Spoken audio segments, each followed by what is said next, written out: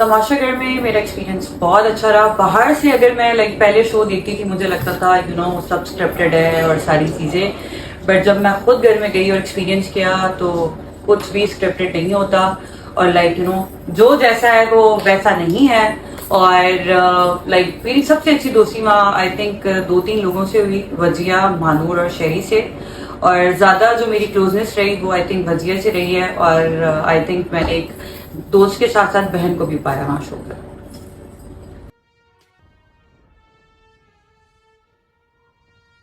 I think अगर strong contestant की बात की जाए तो आई थिंक मुझे अब तक कोई भी नहीं लगा। और थोड़ा थोड़ा सब खेल रहे हैं बट आई थिंक मुझे अब तक कोई भी नहीं लगा ऐसा। आई थिंक अटेंशन सीकिंग की बात करें तो सबसे ज्यादा साइमा, क्योंकि आई थिंक कोनी लगने पे भी अगर ड्रामा क्रिएट करना है तो आई थिंक उसे पता है कि कैसे फेम लेना है और कैसे कैमरे के सामने ऑडियंस के सामने इमोशनल होना है। सो इतनी सी बात को भी अगर चिंगारी देनी है तो आई थिंक उसे पता है। So well played.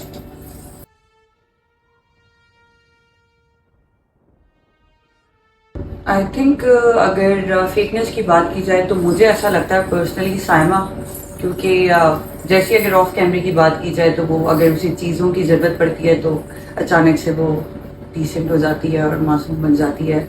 और जैसे ही कैमरे के सामने आना है तो उन्होंने प्रॉपर फेम लेना है और लोगों की सिंपैथी हासिल करनी है। सो या मुझे लगता है साइमा।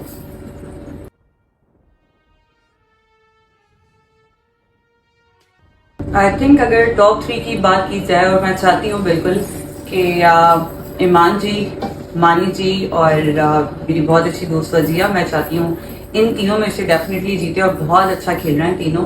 और आई थिंक सारे टास्क भी पूरे करते हैं, चाहे उनकी तबीयत खराब हो, नहीं हो और वो ठीक नहीं भी होते तब भी उसके बावजूद आई थिंक वो बहुत अच्छा खेल रहे हैं। So best of luck everyone.